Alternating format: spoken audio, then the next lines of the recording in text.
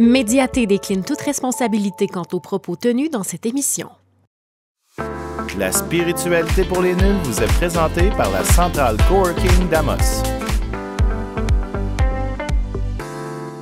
Cette semaine, on va lâcher prise sur les blessures. Dans les premiers épisodes, on a parlé beaucoup des blessures qui nous empêchent notre évolution, les réactions face à ces blessures-là également. Mais aujourd'hui, avec notre invité, on va parler justement de comment est-ce qu'on va lâcher prise sur ces blessures. Donc, ensemble, on va aller travailler là-dessus. Alors, bienvenue à la spiritualité pour les nuls.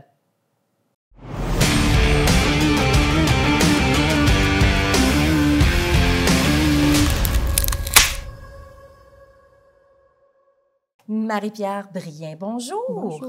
Merci d'avoir accepté l'invitation. Avec joie. Tu es coach professionnel. Qu'est-ce que ça fait dans la vie de coach professionnel? Coach professionnel, en fait, moi, ma grande mission, je ne sais pas si on pourrait dire ça comme ça, mais c'est vraiment d'accompagner mes clientes à alléger leur être, leur vie, leur business, tout ce qui gravite autour d'elles pour éventuellement retrouver la liberté de briller. Donc, alléger leur être, qu'est-ce que ça veut dire? On travaille beaucoup au niveau des croyances, on travaille au niveau des certains poids transgénérationnels, des choses comme ça. On va vraiment... En fait, avant d'aller alléger l'être, on a besoin d'apprendre à se connaître en profondeur. Donc, on plonge vraiment dans qui on est réellement avec différents outils de développement personnel, le profil Nova que j'utilise beaucoup, le design humain, plein d'outils qui vont nous aider pour éventuellement retourner à notre nature profonde et bâtir une vie en lien avec qui on est réellement. Donc, vite fait, là, c'est pas mal ça. Intéressant. Je te présente Stéphane, qui est juste à côté. J'ai fait le profil Nova. Ah oui? Stéphane est notre co-hôte, co-animateur. Alors, on jase, c'est une conversation à trois qu'on va avoir sur le lâcher-prise. Et lâcher-prise, ben, c'est un bien grand mot. Sur quoi qu'on lâche prise? Ouais. Tu sais, notre vie, nos blessures, les autres, les relations. On va lâcher prise sur quoi? Parce qu'il y a beaucoup de choses dans la vie qui nous font réagir. Et puis, des fois, si on veut arrêter cette réaction-là, ben, il y a quelque chose qu'il faut faire, puis c'est peut-être le lâcher-prise. Tu vas pouvoir nous en parler justement là-dessus. Mais avant qu'on rentre dans le vif du sujet, j'aimerais savoir pour toi, c'est quoi le bonheur en soi? Le bonheur, la grande question. Le bonheur, pour moi, c'est... Bien, pour moi, je vais y aller vraiment avec moi, c'est simple. En fait, c'est vraiment très simple. Puis, je dis pour moi parce que le bonheur, je pense que c'est vraiment différent pour chaque personne. Je travaille en connaissance de soi, puis on le voit, tout le monde est différent, tout le monde a un profil différent, surtout quand on plonge dans le design humain, dans des outils comme ça. Le design humain, c'est la science de la différenciation. C'est vraiment, on est dans une société où est-ce que c'est uniforme. Hein? On suit souvent le même chemin de vie, on va à l'école, on a des enfants à tel âge, etc. Quand on plonge vraiment dans un processus, des fois, c'est avec un wake-up call qu'on a un certain choc qui va nous ramener à un éveil, qu'on pourrait dire, en fait. Là. On va retourner vraiment dans un processus qui va nous ramener à notre essence profonde. Puis ça nous amène vraiment à trouver qui on est réellement. Puis à partir de ça, on peut trouver c'est quoi le bonheur pour nous. Donc, le bonheur, ça peut être un certain succès au niveau de la carrière. Ça pourrait être une maman qui est à la maison. C'est tellement, tellement différent. Mais pour moi, le bonheur, c'est simple. C'est après cette rencontre-là, d'aller marcher avec mon chien en forêt, de sentir qu'est-ce qui est là, de goûter à de la nourriture qui est bonne. Le bonheur, c'est dans le moment présent. C'est vraiment... Le bonheur, il est... Des fois, on pense que... En tout cas, moi, ça c'est ma croyance à moi. C'est peut-être une croyance. Vous pourrez me challenger là-dessus, mais le bonheur, pour moi, on dit des fois que le bonheur, il est après la vie et tout ça, mais je pense que le bonheur, on le vit sur Terre, avec nos sens, en fait. On a cette capacité-là à goûter, à sentir, à toucher, c'est tout du plaisir, c'est tout du bonheur. Ça fait que pour moi, le bonheur, il est dans l'instant présent quand on se permet d'être vraiment conscient et de vouloir le voir, le bonheur. Ça fait du sens. Ben, écoute, ça fait du sens, c'est ton sens à toi, mais ça me fait du sens aussi. C'est sûr que le bonheur, c'est un grand mot que je dirais que l'humanité cherche. Tu sais, sociétalement parlant, la société cherche le bonheur. Puis à l'intérieur, il y a des individus qui sont aussi à la recherche de...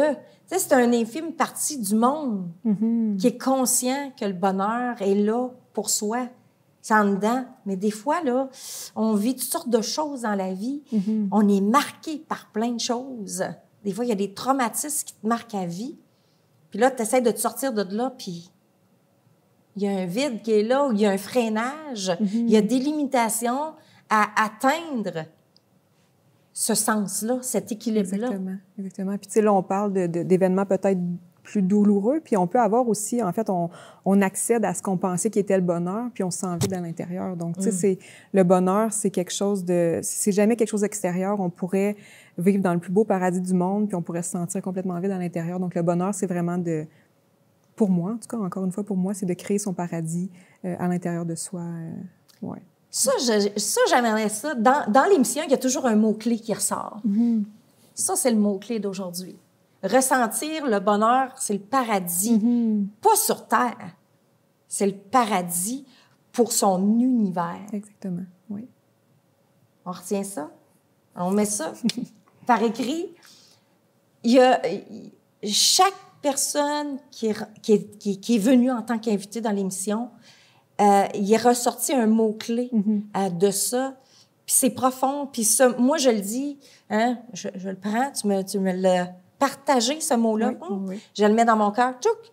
Il est fermé. Hein? Ce mot-là va sortir, mais mon cœur est ouvert. Mon cœur est ouvert, mais je garde le mot-clé parce que le paradis n'est pas sur Terre. Le paradis est dans son propre univers. Puis c'est ce qu'on en fait qui va déterminer si on est heureux ou on ne l'est pas. Exactement, oui. C'est pas facile d'arriver à ça. Toi, comment est-ce que tu es arrivé à déterminer ce qu'était le bonheur pour toi? Puis comment est-ce que tu le vis à chaque instant de ta vie? Je pense que je le découvre encore. Je pense que c'est un processus de toute une vie. C'est ça, l'évolution humaine. Il n'y a pas de destination finale. C'est vraiment de s'amuser sur le chemin. Mais comment j'ai découvert le bonheur? En fait, il y a eu...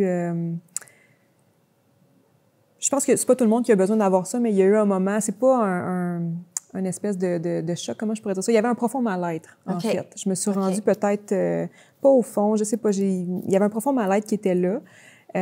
Puis en fait, c'est pas un arrêt, c'est pas rien, c'est vraiment une vie sur le pilote automatique. Puis à un moment donné, je me suis dit là... Puis en fait, c'est arrivé durant la pandémie. Je pense qu'il y a beaucoup de gens qui ont eu cette espèce de wake-up call-là durant la pandémie. On était confinés chez nous à la maison à pas pouvoir aller travailler. Ça a été du temps sur un plateau d'argent pour moi, vraiment.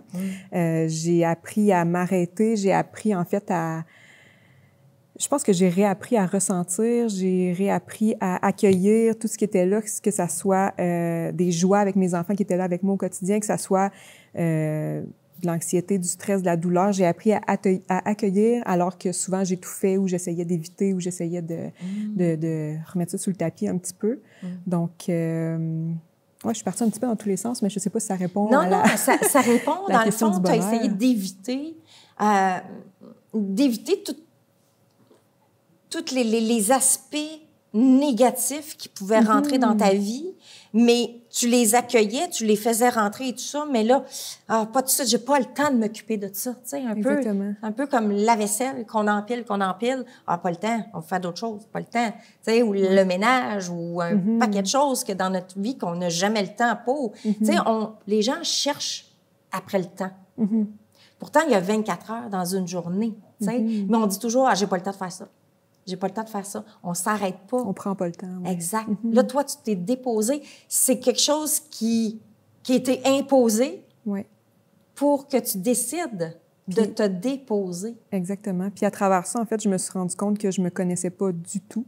Durant la pandémie, je me souviens plus avec quel âge. Ça fait quelques années. Je suis pas très bonne avec le temps. Ça fait 3 ans, c'est ça, tu sais.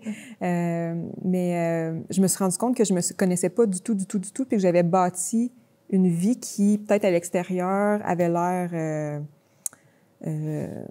d'avoir réussi et tout ça, mais en fait, j'étais... Tu étais à la surface des choses, tu démontrais des masques. J'avais des diplômes, j'avais toutes les choses qu'on peut penser qui montrent qu'on a réussi. Ouais. Puis tu sais, je continuais sans prendre le temps de m'arrêter, de me questionner par rapport à tout ça. Puis là, on n'a pas eu le choix de se questionner. Donc là, je me suis dit, OK, c'est là que tu as à faire un travail sur toi, vraiment pour apprendre à te connaître. Puis c'est à partir de là que j'ai vraiment mis des efforts, mis de l'amour dans tout ce processus-là pour apprendre libérer toutes les masses, toutes les croyances, on peut appeler ça comme on veut, mais vraiment toutes les espèces de couches. Tu sais, on est un petit peu, moi je donne souvent l'image de la poupée russe, là, tu sais, il y a le beau petit, la belle petite poupée au centre, puis on a accumulé des couches de protection au fil du temps pour survivre, pour se sentir aimé, pour être bien dans ce monde. Puis, à un moment donné, il arrive quelque chose où on sent que c'est le bon moment pour ça, puis on libère les couches une à une pour retourner à la petite poupée qui est réellement nous. Donc, ouais.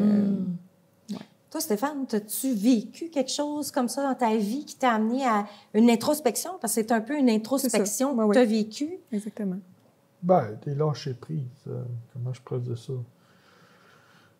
Faut apprendre à ne pas être attaché aux biens matériels. Il faut apprendre à ne pas être attaché à certaines affaires. Pourquoi? Parce qu'il arrive toutes sortes d'événements dans notre vie qui fait que là, ça va changer nos habitudes de vie. Alors, puis je dirais, ça, c'est probablement un des défis qu'on a. On devient confortable dans notre univers qu'on s'est créé, qu'on s'est bâti. Puis là, il arrive des événements que, finalement, c'est pas si solide que ça. Il y a du matériel qui prend le bord, il y a des choses qui disparaissent, blablabla. Puis là, tu arrives du jour au lendemain, puis m'a dit une affaire, là, pendant la pandémie, là, je me suis retrouvé un beau mercredi après-midi ensoleillé, tout seul, sur l'autoroute des Coris à Montréal. Je suis à Montréal, là. Il fait beau, là. Il n'y a pas un chat, là. Je suis dans le centre-ville de Montréal. Il n'y a pas un chat, c'est comme... Ça vient de tout changer, les habitudes puis tout ce que tu voudras. Là, moi, je continue à travailler parce que j'étais dans l'extermination. Mais quand tu dis que tu es habitué qu'à tous les jours, tu es dans le trafic, il y a du monde, etc. C'est pour ça que le lâcher-prise, c'est important, c'est d'apprendre à ne pas mettre ses valeurs à des endroits où ça peut être éphémère. De mettre des choses qui... il peut arriver n'importe quoi, puis le lendemain, ça disparaît. Là, là, de ne pas être attaché à la matière, au matériel, mais à l'humain aussi, parce que du jour au lendemain, on peut le perdre, l'humain. Il peut décéder, il peut arriver n'importe quoi dans une semaine où tu as rencontré quelqu'un, puis le lendemain, il est parti. C'est l'attachement. Hein, puis l'être humain est un être qui s'attache. Oui. Puis c'est ça qui est difficile après. Quand tu perds quelqu'un, ou tu perds la santé, ou tu perds quelque chose, bien, c'est l'attachement, là, c'est de dire, je me détache de ça, tu sais, parce que là, l'attachement amène un malaise quand tu l'as plus. Oui, puis tu dis ça, on dirait qu'il y a une pensée qui monte. Moi, ça a été une des pensées de me dire, tu sais, quand ça roulait à 100 000 à l'heure, la vie, tout ça, de me dire, s'il arrive quelque chose, j'ai une belle vie, on est chanceux, il n'y a pas de gens qui sont décédés nécessairement, tu sais, on est chanceux, tu sais, dans tout ça, puis s'il arrive quelque chose, je suis pas équipée en ce moment, là, je vais sombrer, là, ça va tellement vite et tout ça. Donc là, avant d'arriver là, en fait, j'ai pas eu le choix de plonger dans une introspection. Ouais. Et comment est-ce que tu as fait? C'était quoi le processus pour y arriver? On a essayé des affaires, pas mal. Tu as testé? J'ai testé. Puis ça, c'est dans mon design humain, là, je suis quelqu'un qui teste, puis après ça, qui teste, qui fait des erreurs, mais j'avais besoin de le faire pour apprendre, puis pour vraiment tirer sagesse de tout ça. Mais j'ai testé... Mon Dieu, je pourrais pas dire une chose qui a vraiment aidé, tu sais, au niveau de... Je pense que ma première étape, c'est vraiment d'être conscient de la vie autour, de qui on est réellement. Donc, tout ce qui est pleine conscience, ça m'a beaucoup aidé, tu sais, je savais pas méditer, j'ai commencé la méditation, mais tu sais, la pleine conscience, c'est aussi pleine conscience informelle, quand on fait la vaisselle, quand on est présent au quotidien.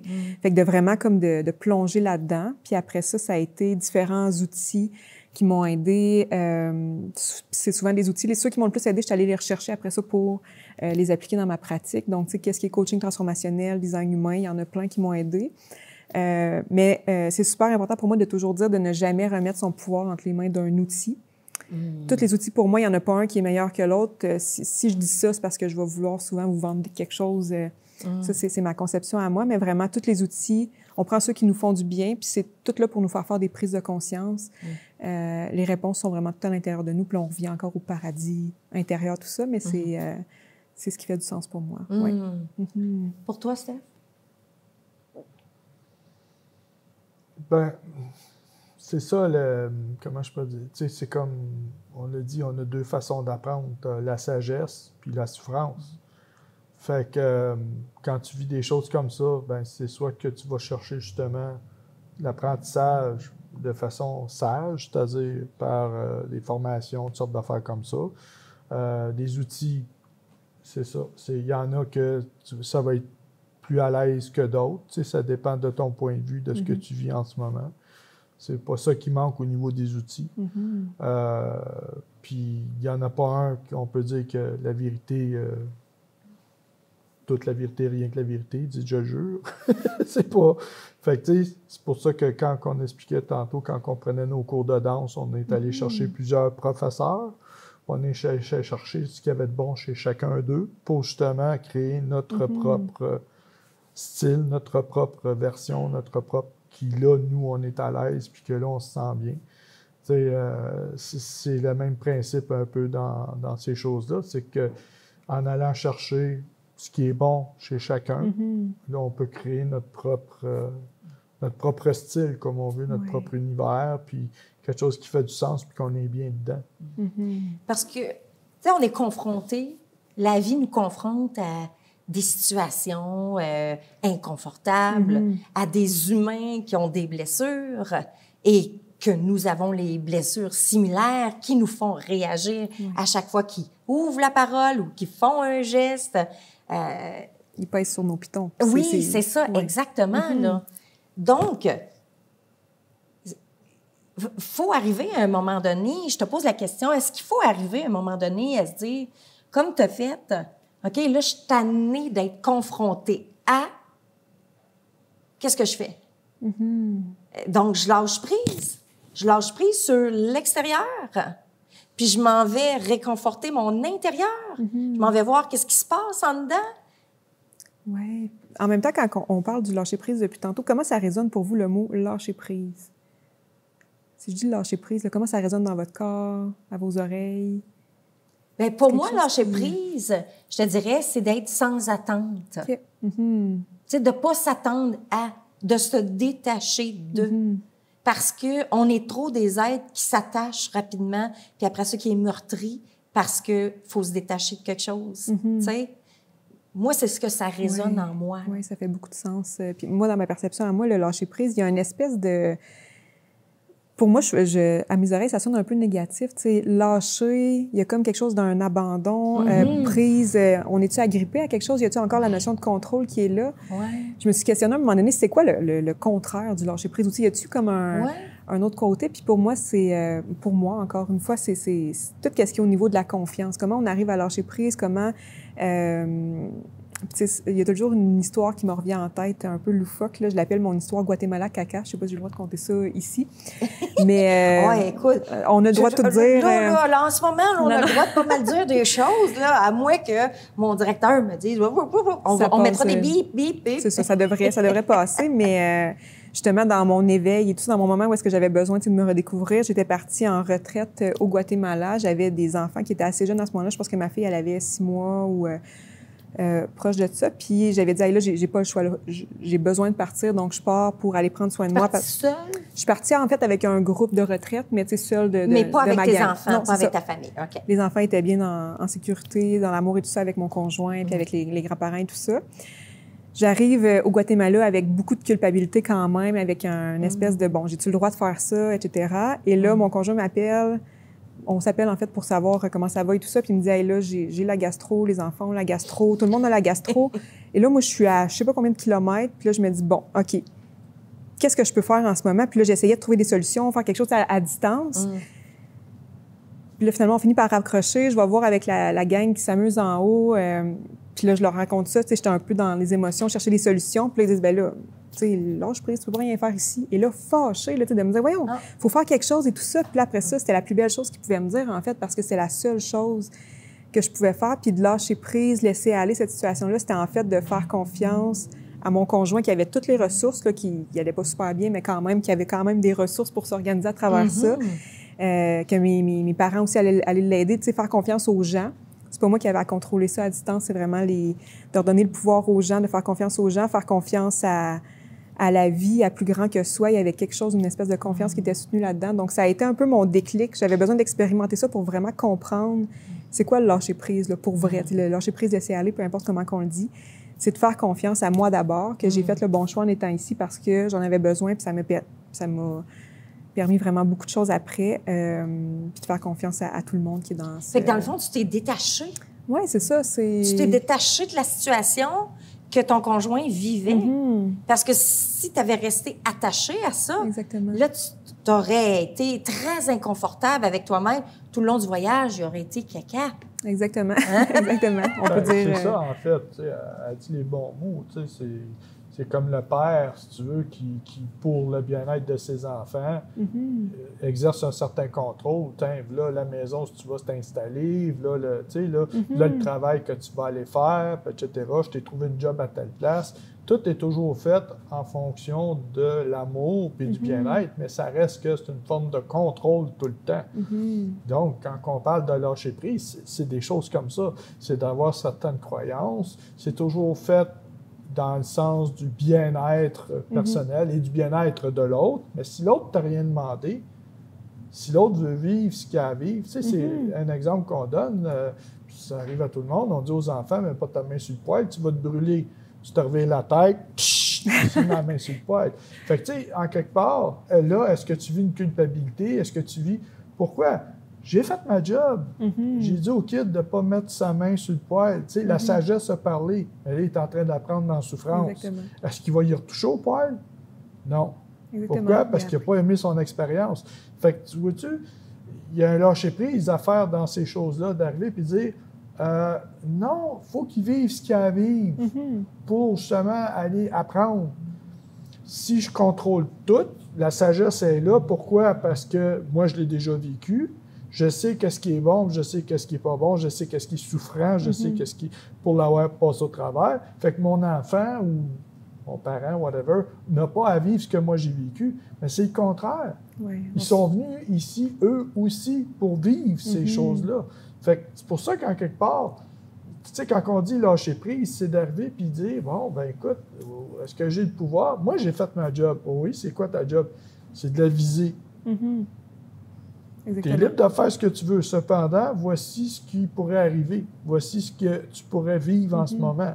Là, c'est ton choix. Oui. Tu sais, c'est comme n'importe quoi. Tu sais, comme je dirais, bon, là, je tombe dans un sujet un peu raide, là, mais l'histoire de prévention du suicide. OK? Je m'excuse, là, mais la journée où la personne est vraiment décidée à se suicider, il n'y a rien qui va l'arrêter. Tu as fait ta job dans le sens que tu as essayé d'intervenir, tu as essayé de... Tu comprends-tu? Tu as fait quelque chose, etc. Mais la journée que cette personne-là a décidé de mettre fin à ses jours, c'est son pouvoir à elle, c'est son pouvoir ultime. Fait que tu peux pas rien faire. Il va trouver le moyen, il va trouver la façon de faire qui va mettre fin à ses jours. Fait que, tu sais, c'est ça que je veux dire. C'est quand on dit lâcher prise, là, après ça, les remords arrivent de l'entourage. Pourquoi? J'aurais dû, j'aurais donc dû, j'aurais pas dû, ou Non, non, je m'excuse. Ça lui appartenait. Cette personne-là avait décidé à ce moment-là de le faire. Puis il n'y avait rien pour l'arrêter, là. Mais je vais amener une anecdote, justement, pour faire du pouce sur ce que tu viens de dire. Mon frère s'est suicidé. Et, bon, il était atteint d'une maladie qui était la schizophrénie. Et quand il s'est suicidé, il l'a fait chez mes parents. Et mon père a eu de la culpabilité, des remords dans tout ça. Et il vivait, mais ça le mangeait par en dedans, là, tu sais. Pour lui, il était vraiment mal. J'aurais dû être là. Pourquoi que j'ai pas été plus présent pour lui, etc. Il y avait toutes sortes de raisons pour être là puis de prendre ça sur lui. En fait, moi, je vois le lâcher-prise un peu sur... On remet ce qui appartient à l'autre. Exactement. L'autre, c'est sa responsabilité humaine. C'est un peu, en fait, d'enlever notre chapeau de sauveur. Tu sais, le beau triangle de Karpman, là, que vous connaissez probablement. Tu sais, avec mes enfants, moi, c'est ça aussi, je voulais donc qu'ils soient heureux. Moi, c'est pas que je voulais qu'ils réussissent à l'école, je voulais donc qu'ils soient heureux. Puis à un moment donné, j'ai réalisé, bien ça aussi, c'est être un peu en position de sauveur. Tu sais, dans le fond, je veux faire à sa place, je veux tellement qu'ils vivent pas de choses, bien pas qu'ils vivent pas de choses, mais en fait qu'ils soient peut-être dans la ouate. C'était peut-être ça aussi que Je voulais pas qu'il aille mal, je voulais pas qu'il souffre, mais en fait, ils n'ont pas le choix de passer par des choses. Donc, moi, ce que je fais, en fait, c'est quand tu n'es pas sauveur, tu es accompagnateur, tu es coach, donc vraiment, tu lui donnes les outils, tu l'accompagnes avec beaucoup d'amour et tout ça, mais si on fait à leur place, on leur enlève leur pouvoir. Oui, exactement. Exactement. Ça, c'est puissant parce que l'humain a tendance à faire ça, de prendre ce qui lui appartient pas, pour toutes sortes de raisons. Mais son but ultime, c'est de sauver l'autre. Je vais lui éviter d'avoir mal. Mais si l'autre a décidé d'avoir mal, il va avoir mal, il va tout faire pour avoir mal, parce qu'il doit apprendre. La journée où ce que mon père a décidé qu'il arrêtait d'avoir mal, c'est qu'il a lâché prise. Il s'est détaché de la situation. Ça, on a travaillé avec lui justement pour l'amener à le conscientiser qu'il ne pouvait pas être coupable de quelque chose que lui n'a pas fait. L'autre avait pris sa décision. C'est ce qu'il voulait vivre dans la façon dont il l'a vécu. On ne pouvait pas l'empêcher. On ne pouvait pas le sauver pour ça. Toutes les étapes de sauveteur avaient été faites. Depuis longtemps, tout était dit. Sauf qu'à un moment donné, il faut que tu te détaches de la responsabilité de l'autre. Puis c'est un peu ça ici, tu sais, avec nos enfants ou nos petits-enfants, on essaie de... Oui, la sagesse va parler du parent ou du grand-parent, sauf que si l'enfant veut aller se mettre la main sur le poêle, il va le faire. Si l'enfant veut fuguer, il va fuguer. Tu sais, il y a plein de choses. On ne peut pas l'empêcher. Oui. Puis on est qui, nous, en fait, pour... tu sais, nos enfants, des fois, on va penser qu'ils nous appartiennent. Non, c'est des êtres humains, à part entière. Donc, on est qui, nous, pour y dire que c'est la meilleure chose à faire? Tu sais, c'est d'arriver aussi au lieu d'éduquer les enfants, tu sais, dans le sens que, bon, si tu fumes du pot, si tu prends de la boisson, parce qu'ils vont être exposés à toutes ces choses-là. On a été exposés à ces choses-là. Puis quand c'est interdit, quand c'est contrôlant... C'est plus attirant. Il faut essayer ça. La première fois qu'on a essayé une cigarette, c'est pourquoi? Ben, c'est parce que là, on voyait les adultes fumer. Colin, ça a l'air le fun. Ça, là, ça vient de nous autres, là, tu comprends-tu? Mais la première expérience, ça n'a pas été bonne, là, tu sais. Fait que c'est moins tentant, bien souvent, de recommencer, à moins qu'il y ait une pression sociale et une autodestruction qui s'installe au niveau de la personne. Fait que, mais tu sais, c'est ça que je veux dire. Il y avait beaucoup de pression sociale dans le sens que au cinéma, à la télé, on voyait des gens fumer pour influencer, etc. Ah, si tu veux être un homme dans les années 60, 70, puis tout ça, tu avais des James Bond de ce monde, etc. Mais ça reste que tu as lâché prise à ce niveau-là aussi. Là, c'est déjà fini, c'est la fin. C'est la fin. On pourrait... Je dis ça avec tous les invités, mais c'est parce que c'est vrai. C'est vrai, on pourrait jaser longtemps avec toi.